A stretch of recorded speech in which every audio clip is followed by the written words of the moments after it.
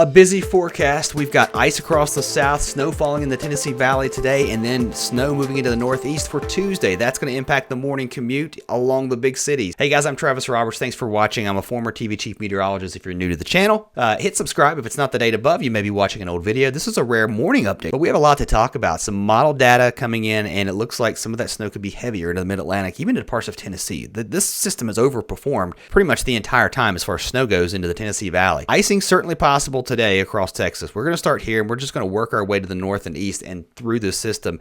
As we go along, we'll look at the precipitation, and then we'll look at the snow and ice totals. Across Tennessee, that snow going again with the second wave of energy I think that we'll dig through as we head into the midday hour and then into the afternoon. Once we move into the evening hours, I think we're pretty much done with the snow from Memphis and then back into North Mississippi. But what's interesting is that cold air that's working in, bringing that freezing rain into parts of Mississippi, even parts of Louisiana as we head into the overnight hours. Now, there will be some icing going on in Texas early today, but that will pretty much wrap up, especially by this afternoon and this evening. But the cold's going to move in. Anything that falls likely isn't going to go anywhere, especially where it is very, very cold. Heading into tonight, that cold air pushes all the way to the coast of Louisiana. So we could see some icing as far south as the Gulf Coast here. Shreveport, some icing possible, even to the southern Mississippi, down towards Hattiesburg. North of that, though, we start to see the precipitation in. Maybe an inch or two of snow possible here across northern parts of Mississippi, the far northwestern part of Alabama, and even into Tennessee. We could see a couple more inches on top of what we already have picked up through the overnight hours, especially as that second piece of energy swings through. Not a lot of freezing rain from South Texas right along the coast up in Louisiana. We do get a little bit heavier once we move into parts of Mississippi, so we could see up to 1/10 of an inch of ice in a few areas. Either way, it doesn't take much ice to cause big problems, and that potentially could be an issue across Mississippi, Louisiana, southern Arkansas through the day today, but everything starts to end from west to east. Now, closer look into Tennessee and parts of Kentucky. Look at this, some snow moving in this afternoon. This could be a little heavy. We get what we call some forcing happening here in the atmosphere, right along what we call an 850 millibar front. And that's basically a dividing line here, and that extends a little higher in the atmosphere. And what's happening, we're getting some lifting just to the northwest of that front, wherever it sets up. And what's interesting is I think we see a heavy band of snow just to the northwest of that. And some of these short-range models like the HRRR are trying to pick up on that idea. So timing the snow out here through the Kentucky, Tennessee, Virginia, and West Virginia through the day, we've got light snow ongoing here as we speak, even as this is being recorded. And then I think we get a second round of snow here into Tennessee. So from Middle Tennessee toward Knoxville up into the Tri-Cities as we head into the afternoon, even as far north as Jackson, Kentucky,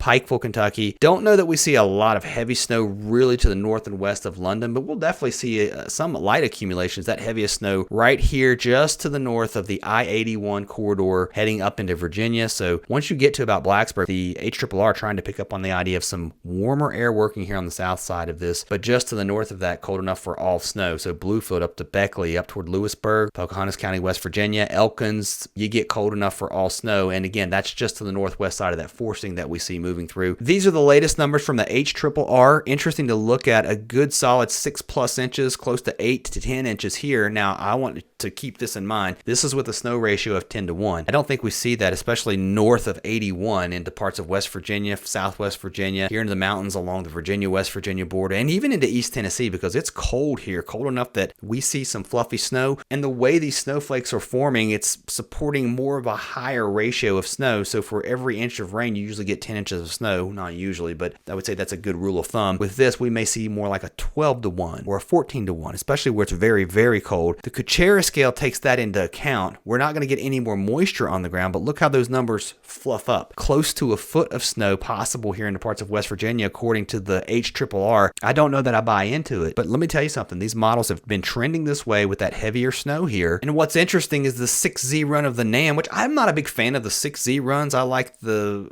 main runs at 0 and 12Z, but look, it's also giving us the idea that we'll see that heavier snow here. Now you're probably looking to the north and east if you're up here and toward DC. What's interesting is that we are seeing these numbers go up, and I think that's because this system is overperformed off to the south and west. We're starting to see that here across parts of northern Virginia. Now take a look at this banding. That banding I was just talking about across northeast Tennessee and southwest Virginia starting to show up here on the HRRR as we move into, what is this, Monday at 5. Here's Richmond, here's Charlottesville. Here we are back into the Shenandoah Valley, up towards Harrisonburg, and now toward Winchester. DC right here. Look at this band that starts to set up just north of Richmond. So the HRRR picking up on that, and then here comes some lighter snows as we move through the overnight hours. And now let's move to the north because, we're going to get some snow here in places where we've not seen much snow. Maybe the eastern shore of Virginia, that could potentially transition over to rain, but here's Delaware, maybe into parts of southern New Jersey. Philadelphia is going to get some snow out of this. It's not going to be a lot of snow, but it's going to turn the ground white, it looks like at this point. And even into New York City, Long Island's going to get some snow, I think, out of this too. So places that kind of got ripped off last time with the snow, I think you'll get some light accumulations out of this. And this could not only be an accumulating snow that's nice to look at, it could cause some travel problems early in the day. So take a look at the NAM model. It's been much heavier with the precip here. I mean, it's trying to push close to half a foot of snow here into just the northwest of DC, and a good solid 2 to 4 inches here once you get into town. Very close to a 10-to-1 ratio here, so I don't know that the Kuchera really is going to change that much, but it will be colder off to the north and west of that, so those snow ratios will be a little bit higher. But the snow's not going to be heavy. That's the thing about it. I mean, we're not looking at a major snowstorm, but a good solid, anything over blue is looking at more than 2 inches. So once you move into Delaware, up into New Jersey, most of New Jersey, maybe except for the far southwest point, we'll see snow out of this.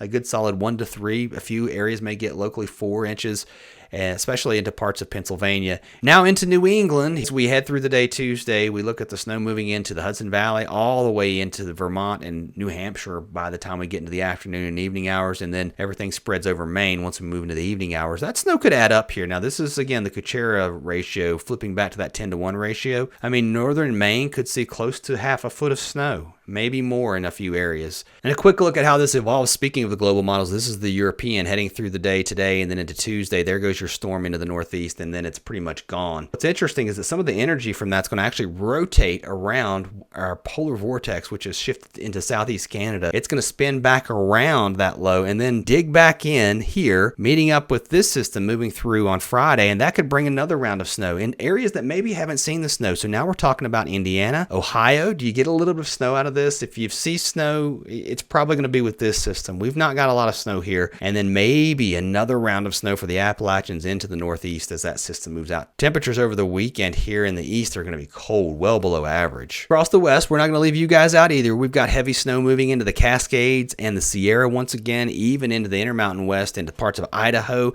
Montana, Wyoming. The Wasatch are going to get more snow, and then eventually the Rockies here into Colorado. We've seen relentless systems here. We've just had one storm after another, and the snow's being measured in the feet here in the mountains. Beautiful for skiing, though, out here. Maybe not so much for travel. This is the system that will actually move off to the east, heading to the late part of the week into the weekend. And there's that big low, that big polar vortex spinning here, and a chunk of cold air moving across the Great Lakes heading into the weekend, and wouldn't you know it, more snow for the west. We may even get more moisture into parts of Southern California, a little bit further south with that next storm track. All right, that's all I got. I hope you have a great Monday. Thanks for watching. See you next time.